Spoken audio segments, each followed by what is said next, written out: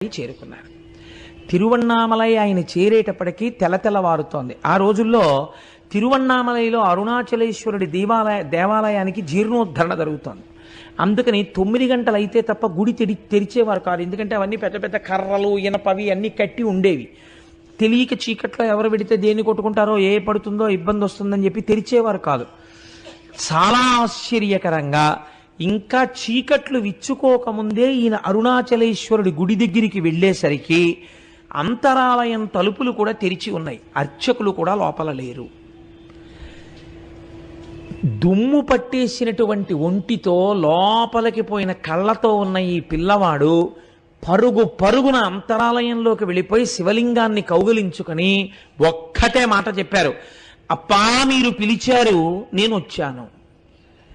నాన్నగారండి మీరు పిలిచారు, ఈ కొడుకు వచ్చాడు. అంతే వారు అన్నది.